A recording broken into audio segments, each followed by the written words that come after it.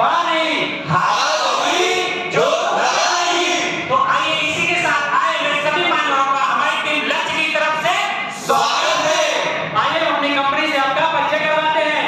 हमारी company 50-50 joint venture Bareilly और मदरसा से है। हमारी कंपनी की कैपेबिलिटी है मोल्डिंग, मेटलाइजिंग, असेंबली और इन हाउस प्रोडक्ट टेस्टिंग। आइए हमारे कंपनी के कुछ बहुमूल्य प्रोडक्ट से जानकारी कराते हैं, जैसे कि ये लैब मैनिफोल्ड। हमारी कंपनी IATF, ISO, OSAS और NABL सर्टिफाइड है। आइए हमारे बहुमूल्य कस्टमर हैं, बहुमूल्य कस्टमर जिन बहुमूल्य अवार्ड सम्मान किया और कुछ बहुमूल्य ये हमारे एनएच अवार्ड में कुछ प्राप्त हुए। उसके बाद आइए हम अपनी टीम लक्ष्य से परिचय करवाते हैं। ये हमारे फैसिलिटेटर मिस्टर राजीव सिंधे, मैं team leader mister Jayprakash Bharti, ये हमारे टीम मेंबर्स हैं। मैं हूं संतोष पांडे, मैं मिर्जा जावे, मैं हूं विकास सुल्ला। मैं हूं प्रसन्नजीत दास। आइए मैं हमारे प्रोजेक्ट का परिचय कराता हूं। ये हमारा पहला प्रोजेक्ट है जिसको मैं 2 दिसंबर 2021 को स्टार्ट किया और 24 जनवरी 2022 को खत्म किया। हमारी मेरिट मीटिंग थर्सडे को 4 डिपार्टमेंट में होती थी। कुल मिला के हमारा 8 मीटिंग हुआ, हमारा अटेंडेंस 97% था और हमारा working area next one assembly attend आई। हर शुभ काम करने से इससे पहले योजना करते उस प्रकार हमने एक्टिविटी स्टार्ट किया। इसमें टोटल 12 एक्टिविटीज है, जिसमें पहले इसमें दिसंबर के पहले में स्टार्ट किया और जनवरी 14 में खत्म करने का निश्चय किया। उसके बाद हमने हमारा कैंडिडेट डेवलप किया, लिस्ट बनाई और उसको A, B, C 3 कैटेगरी में डिवाइड किया।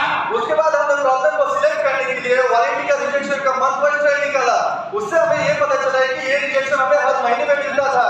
उसके बाद हमने customer wise rejection trend check किया, जिसमें हमें यह पता चला कि हमारा टाटा मोटर सबसे टॉप प्रायोरिटी पे मिला। जो टाटा वीडियो टॉप पे निकल के आया उसका हमने प्रोडक्ट वाइज पैरेंट निकाला, जिससे हमारा नेक्स्ट वन आइटम है टॉप पे मिला। जो एग्जाम में हमको सबसे टॉप रैंक मिला, हमने उसका कैटेगरी वाइज में पैरेटो निकाला। पैरेटो निकालने के बाद हमको पता चला कि हमारे डीआरएल नॉट ग्रो की प्रॉब्लम हमको सबसे टॉप पे मिली। जो हमारा डीआरएल नॉट ग्रो का प्रॉब्लम निकल के आ रहा था, उसका हमने month wise rejection trend check किया, तो हमें ये पता चला ये प्रॉब्लम हमारा हर महीने मिल रहा था। उसके बाद हमने डीआरएल नॉट ग्रो का प्रॉब्लम जड़ से खत्म करने का निश्चय किया। तो इस प्रकार हमें हमारा प्रोजेक्ट का स्टेटमेंट मिलता है जो है कि to eliminate the warranty rejection of next headline for DRL not grow. उसके बाद आइए हम अपने हेडलैम्प से परिचय करवाते हैं। ये हमारा हेडलैम्प है, ये हमारे गाड़ी के फ्रंट व्यू में बैठता है। इसके 5 फंक्शन होते हैं, DRL, position, turn indicators, low beam और हाई बीम। जैसा कि आप इमेज में देख सकते हैं, ओके इमेज में डीआरएल ग्लो हो रहा है और नॉट ओके इमेज में डीआरएल ग्लो नहीं हो रहा है। उसके बाद प्रॉब्लम को और अच्छी तरह से समझने के लिए हमने 5 डाउनलोड्स टूल का यूज किया, जिसमें हम 5 क्वेश्चन करते हैं, what, when, where, who, which, how.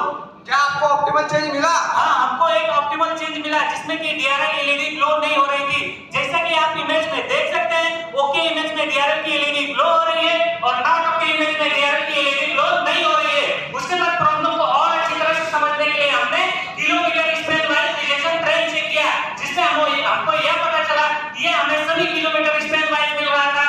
उसके बाद हमने जोन वाइज चेक किया तो सभी जन से रिजेक्शन प्राप्त हो रहे थे। उसके बाद हमने डीलर वाइज भी ट्रेंड निकाला, तो हमको यह पता चला कि हमारी प्रॉब्लम सभी डीलरों के पास से प्राप्त हो रही थी। उसके बाद हमने high version low version LS warranty wise check किया, तो हमें बहुत में मिल रहा था। उसके बाद हमने नेक्स्ट वन असेंबली हेडलाइन का प्रोसेस को चेक किया, जिसमें हमारा जनरेशन पॉइंट और डिटेक्शन पॉइंट पता चलता है। तो हमारा जनरेशन पॉइंट का पीसीबी असेंबलीटेशन और डिटेक्शन पॉइंट का एंड यूजर। उसके बाद हमने आई प्रॉब्लम का ब्रेनस्टॉर्मिंग किया। ब्रेनस्टॉर्मिंग करने के बाद हमको उसके 15 पॉसिबल काजेज मिले।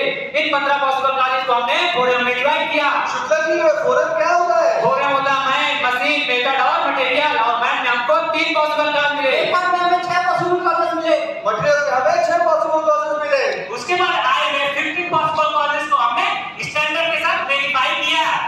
उसके बाद आपको कुछ ऑप्टिमल वैलिड कॉज मिला। हाँ, हमको एक वैलिड कॉज मिला, जिसमें कि पीसीबी का ट्रैक कनेक्शन ओपन था।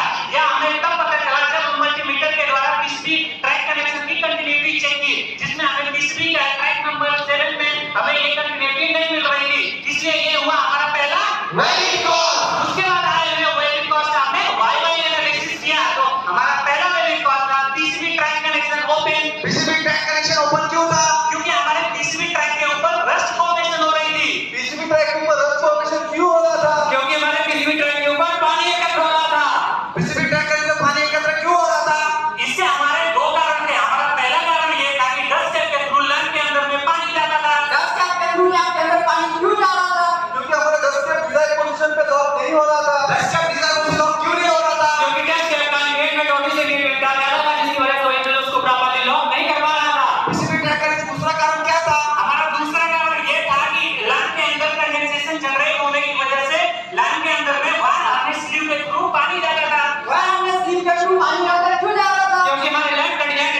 कोटी के साथ किया गया, जिसका नॉर्मल फिनोमेना यह है कि जो वाटर ड्रॉप लैंप पे गिरेगी वह हाई ह्यूमिडिटी की वजह से उसके बॉटम पे एकत्र होती थी।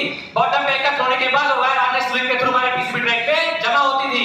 उसके बाद हाई वेट डिफेक्टिव पार्ट का हमने डाटा एनालाइज किया। तो सबसे पहले हमने लैंप की ट्रांसमिसिबिलिटी चेक की, जिसमें हमें लिंक और लाइट पंच दोनों अवेलेबल मिला। उसके बाद हमने सेफ डिफेक्टिव पार्ट का डीप टेस्ट चेक किया, जिसमें हमें यह पता चला कि लैंप का डस्ट लैंप पार्सली लॉक होने की वजह से लैंप के अंदर में पानी जा रहा था। उसके बाद हमने सेफ डिफेक्टिव लैंप का अपने लिंक टेस्ट और लाइट टेस्ट मशीन पे वेरीफाई किया, जिसमें हमें यह पता चला कि ये दोनों मशीन पे फेल आ रहा था। उसके बाद हमने उसी पार्ट को जो पार्सली लैंप था हमने उसको प्रॉपर्ली लॉक किया। प्रॉपर्ली लॉक करने के बाद सेम पैरामीटर पे लीक और डीप टेस्ट चेक किया, हमको यह पार्ट ओके मिला। हाई वेट डिफेक्टिव पार्ट का हमने एक सेकंड टॉप चेक किया, उसका कंक्लूजन ये मिला कि dust cap locking top high होने की वजह से इंडिविजुअल में प्रॉपर्ली लॉक नहीं हो पा रहा था। जो कि हमारा दूसरा कार्ड निकल गया था कि हमारे लैंप में कंडेंसेशन की वजह से पानी जा रहा था, क्योंकि हमारा लैंप जो है कोटिंग के साथ डिजाइन किया हो गया, जिसका नॉर्मल फिनोमेना आया है कि जो वाटर ड्रॉप लैंप पे गिरेगी वह हाई ह्यूमिडिटी की वजह से उसके बॉटम पे एकत्र होती थी। बॉटम पे आने के बाद वायर आने स्लिप के थ्रू हमारे पीसीबी ड्राइव पे जमा हो रही थी। उसके बाद हमने ओरिंग थिकनेस और लीक रेट का कोरिलेशन चेक किया। जैसे कि आप ग्राफ में देख सकते हैं, हम ओरिंग का थिकनेस जैसे ही कम करते हैं वैसे ही लीक रेट की वैल्यू बढ़ती जा रही है। इससे हमें ये पता चलता है कि इन दोनों के बीच में स्ट्रॉन्ग नेगेटिव कोरिलेशन है। उसके बाद हमने ओरिंग थिकनेस और डस्ट कैप लॉकिंग टॉप का कोरिलेशन चेक किया। जैसे कि आप ग्राफ में देख सकते हैं, जैसे जैसे हम ओरिंग थिकनेस कम कर रहे हैं वैसे वैसे हमारा डस्ट कैप लॉकिंग का टॉप कम हो रहा है। इससे हमें यह पता चलता है कि यह हमारा पॉजिटिव कोरिलेशन है।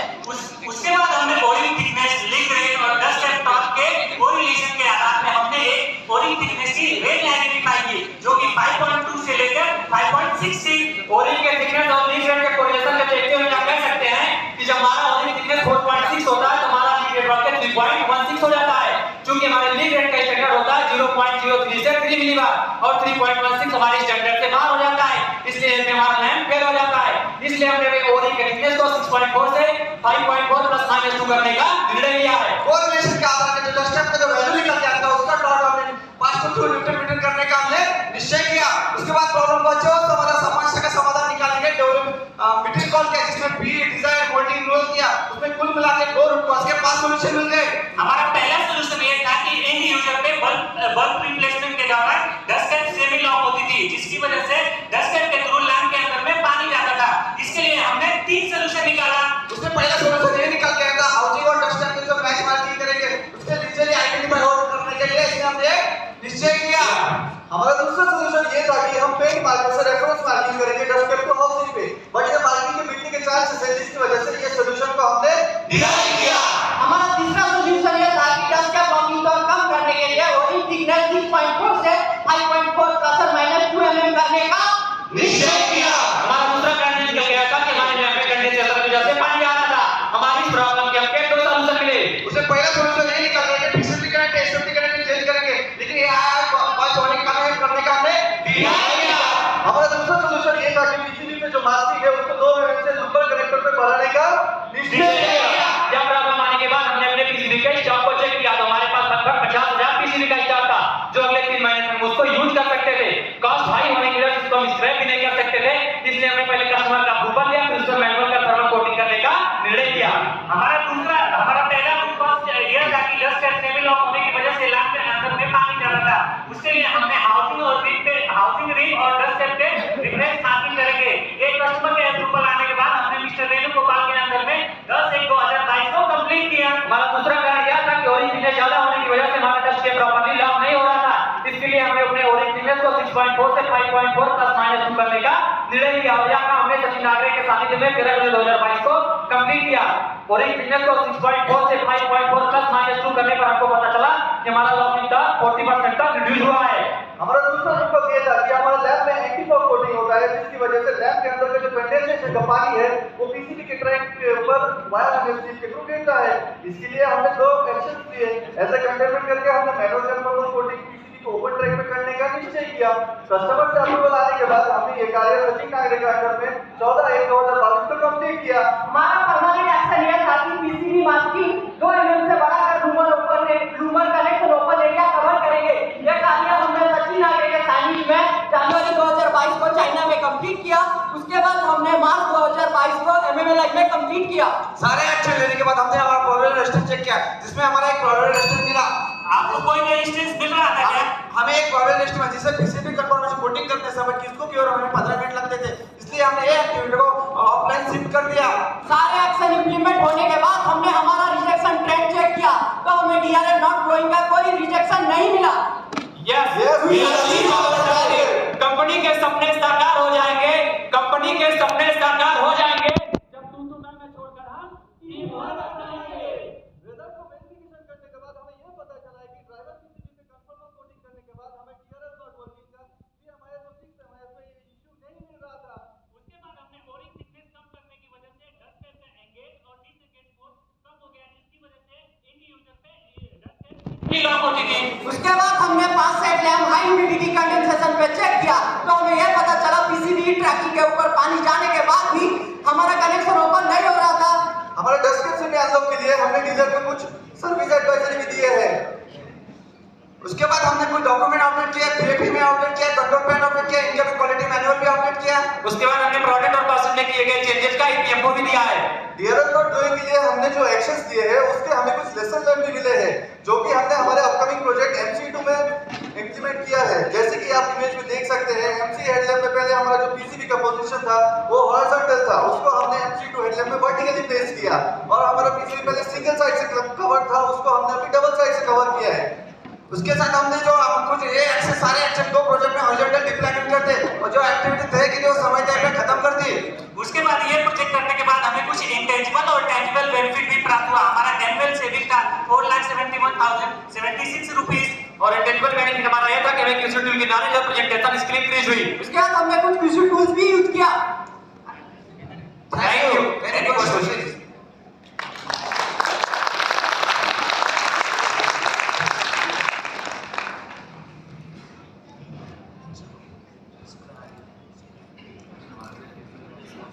एक सवाल है, वेरी गुड प्रेजेंटेशन, क्लैरिटी। ये जो ओरिंग के ट्रायल आपको ओरिंग बना के ट्रायल किए वो सही से सर ओरिंग बनाया हमने सप्लायर के पास से, उसमें नहीं, वो सब थिकनेस हाँ वो रेंज का सप्लायर के पास से हमने मंगवाया, हर एक का बनाया। हर एक का बनवाया, फिर उसके बाद फिर ट्रायल लिया, उसके बाद सो फिजिकली बना हाँ के फिजिकली चेक किया sir. Very good, very good, real efforts. Thank you so much. मेरा एक क्वेश्चन है पीएचएमए के रिलेटेड। आप सब पीएचएमए जानते हो ना? डेफिनेटली। आरपीएम क्या होता है? रिस्क प्रियोरिटी नंबर्स कैसे कैलकुलेट करते हो? उसको सेवेरिटी लंच के लिए चले जाना और प्राइस है ना, बाद में भी क्या करते हैं? मल्टीप्लाई मल्टीप्लाई करते हैं। डेफिनेटली मल्टीप्लाई करते हैं। मतलब severity into occurrence into detection multiply करते हैं। यस सर, क्या बात कर रहे हैं? हम तो प्लस करते हैं। मल्टीप्लाई करके गुड। आपकी जो रिव्यू होता है पीएफएमए का, हाँ वो कैसे होता है? मतलब क्या रेगुलर करते हो या 6 मंथ की बात करते हो, क्या कोई बताएगा क्या क्राइटेरिया क्या है? पीएफएमए रिव्यू का क्राइटेरिया क्या होता है? हाँ का क्राइटेरिया क्या होता है? Sir, question is that when it is reviewed हाँ मतलब for any changes, कितने महीने में होता है? 6 मंथ में वी आर 6 मंथ में कोई कस्टमर कंप्लेंट आ गई तो अगर if any customer complain then we are including the failure module of CSME आणि अदर यदि कोई इंटरनल रिजेक्शन आया हमारा तो उसके लिए हम उसमें अपडेट करते हैं। 6 मंथ में इनका मतलब कहना माने कि आपको कहना ठीक है, good. first time I have seen that the other tools, that is correlation, because if you see lot of presentation I have not seen this use of these different tools. There are 4 or 5 factors. The correlation between these factors, which will contribute to our main target. Very good thing that you have introduced this tool, and very well implementation of these tools. Because these tools, if there are 4 or 5 factors, which are the factors which are contributing more, and what is the negative positive correlation between these factors? It's a very good tool. You have used this tool in your presentation very effectively. Thank you, sir. Thank you, sir.